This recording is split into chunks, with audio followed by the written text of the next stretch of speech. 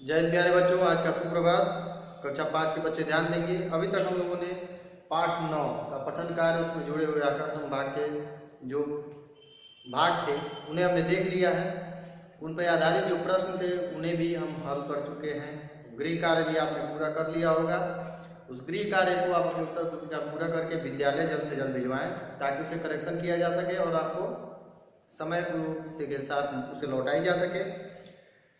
तो हम आगे बढ़ेंगे। कविता है आपकी पाठ्य पुस्तक में, कविता दोहे। दोहे में आप कबीर और रहीम के कुछ दोहे हैं जो हमारे सामान्य लोक जीवन की बोलचाल की भाषा में हमेशा प्रयोग में लाए जाते हैं। इन दोहे का आप अर्थ समझते हुए चलेंगे। पाठ की ओर हम देखेंगे पृष्ठ संख्या 48। इसमें पहले दिया हुआ है बॉक्स में, काल करे सो आज कर, आज करे सो अब, पल में प्रलय होएगी, बहुरी करेगा कब। तो क्या आपने ये दोहा सुना है? इसका क्या अर्थ होता है? इसे दोहा क्यों कहते हैं?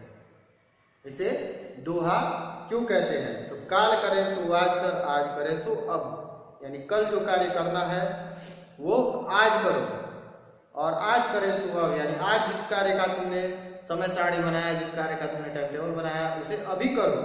पल में प्रलय होएगी, बहुरी करेगा कब, यानी प्रलय, पल में प्रलय हो जाएगी। यानी एक पल का ही, किसी क्षण का कोई भरोसा नहीं होता है।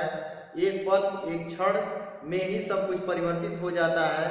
तो आप अपने कार्य को जब हमेशा कल पर डालते रहेंगे तो कार्य हमेशा आपका अपूर्ण होता रहेगा। कल को किसी ने नहीं देखा, इसलिए जिस कार्य का निर्धारण आपने कल किया है वो आज कीजिए, आज जो किया है वो अभी कर डालिए।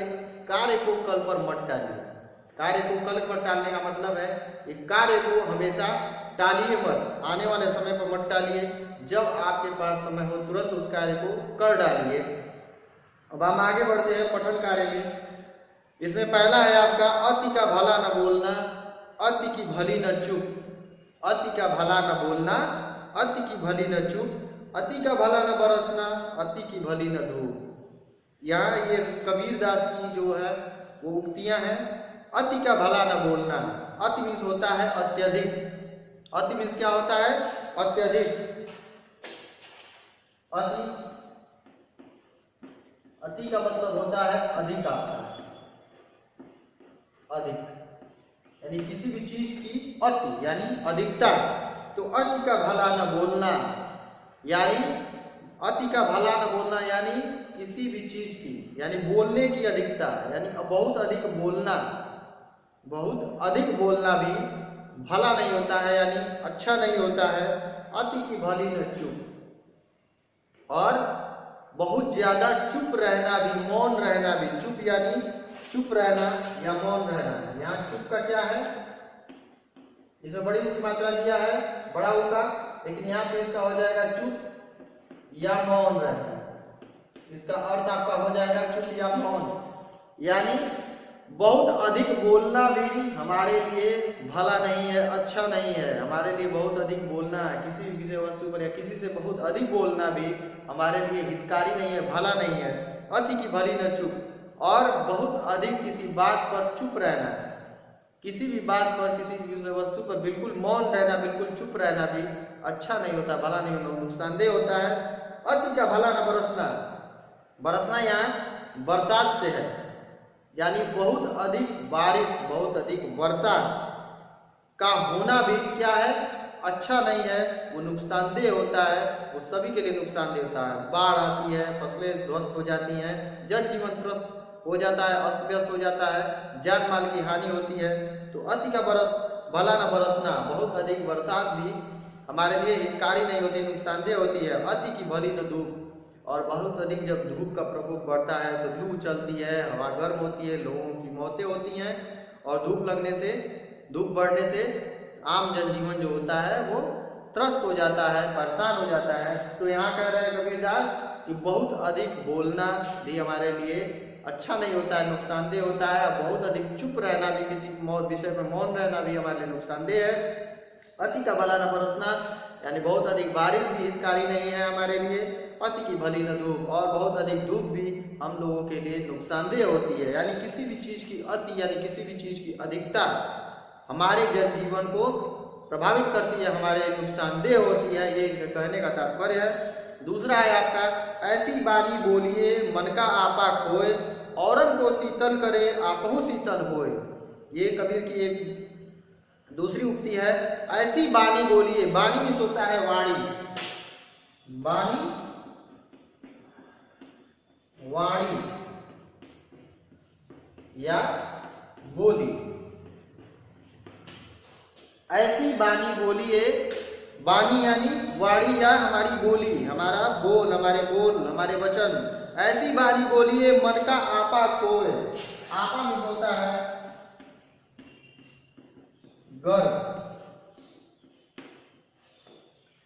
गर्व या अहंकार। ऐसी बानी बोलिए मन का आपा खोए, यानी मन का घमंड, मन का अहंकार दूर करके ऐसी बानी बोली, यानी अपने भीतर से, अपने मन के भीतर से जो हमारा गर्व है, अहंकार है, हमें किसी चीज का गर्व है, घमंड है, उसको दूर करके, उसको समाप्त करके ऐसी बानी बोलिए, ऐसे वचन बोलिए, ऐसी वाणी बोलिए, औरन को शीतल करे। औरन को यानी आप ऐसी अपने मन के अहंकार को दूर करके ऐसी प्यारी वाणी बोलिए, ऐसी मिठास भरी वाणी बोलिए जो औरन को, औरन मीन्स होता है दूसरे, औरन दूसरे या दूसरों को शीतल करे। शीतल का होता है यहाँ पे ठंडा। ये सभी अपभ्रंश में है, शुद्ध रूप में नहीं है, इसलिए इसका अर्थ क्या हो जाएगा? ठंडा। शीतल यानी शीतल जो होता है, आप हिंदी में जिस प्रकार लिखते हैं उसका बिगड़ा हुआ रूप है, लेकिन उसका अर्थ क्या लिया जाएगा? ठंडा, सुखी। ठंडा से क्या अर्थ है? वो आपकी वाणी को सुनकर उसको ठंडक मिले, सुख मिले, प्रसन्नता हो, खुशी हो।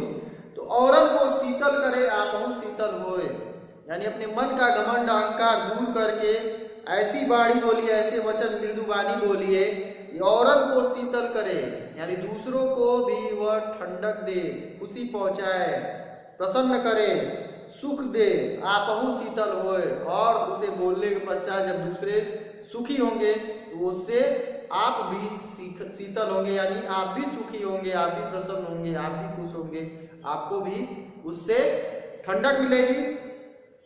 नेक्स्ट है आपका जो रहीम उत्तम प्रकृति का करी सकत कुसंग। ये रहीम की उक्ति है, इसमें देखेंगे जो रहीम उत्तम प्रकृति का करी सकत कुसंग, चंदन विष व्यापत नहीं लिपटे रहत भुजंग। तो यहाँ दिया गया है जो रहीम उत्तम प्रकृति। उत्तम प्रकृति का यहाँ से अर्थ है स्वभाव।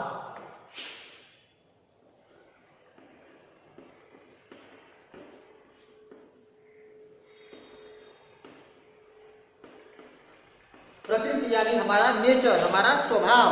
तो जो रहीम उत्तम प्रकृति का कर सकत कुसंग। कुसंग का यहाँ पे अर्थ है, तो आप जानते हैं संग। संग मीन्स होता है साथ, कु मीन्स होता है बुरा, सु मीन्स होता है अच्छा। तो कुसंग का अर्थ है बुरा साथ, बुरा संग। तो कुसंग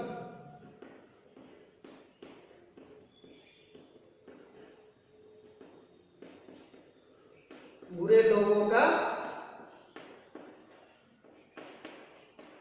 संग, बुरे लोगों का संग। जो रहीम उत्तम प्रकृति, रहीम कह रहे हैं, रहीम कभी कह रहे हैं कि जो रहीम उत्तम प्रकृति यानी जो मनुष्य उत्तम प्रकृति यानी अच्छी प्रवृत्ति के, अच्छे स्वभाव के हैं, का करी सकत कुसंग, क्या कर सकता है उनका, बुरे लोगों के साथ रहना भी उनका कुछ नहीं बिगाड़ सकता है, यानी बुरे लोगों का संग भी उनको बिगाड़ नहीं सकता, उनको बुरा नहीं बना सकता है। जो मनुष्य उत्तम यानी अच्छे स्वभाव के हैं, भले स्वभाव के हैं, बुरे लोगों का संग भी उनको प्रभावित नहीं कर सकता है, उन पर अपना असर नहीं डाल सकता है। क्यों? उसका उदाहरण दे रहे हैं, चंदन विष व्यापत नहीं। विष होता है आपका जहर। चंदन के पेड़ से आप भली भांति परिचित है। चंदन का पेड़, चंदन की लकड़ी, ये सुगंधित होता है। इसका पूजा पाठ या फिर अन्य तिलक लगाने या फिर अन्य कार्यों में, लेप लगाने में इसका प्रयोग किया जाता है, जो सुगंधित होता है और ठंडक प्रदान करता है। तो चंदन विष व्यापत नहीं, चंदन का जो पेड़ है उसमें विष कभी, उससे जहर कभी नहीं व्यापता। क्यों जहर नहीं व्यापता? लिपटे रहत भुजंग, यानी सांप, भुजंग होते हैं सांप।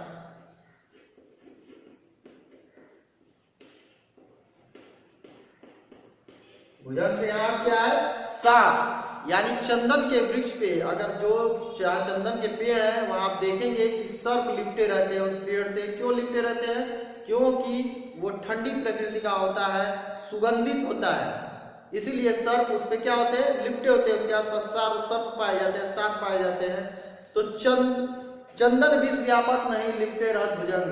सर्प जो होता है वो विष वाले होते हैं, लेकिन चंदन की लकड़ी पर लिपटने के बावजूद भी चंदन में विष का अंश नहीं पाया जाता है। इसी प्रकार कह रहे हैं रहीम कि जो उत्तम प्रकृति, उत्तम स्वभाव के मनुष्य हैं, बुरे लोगों का साथ भी उनको बुरा नहीं बना सकता, उनको प्रभावित नहीं कर सकता।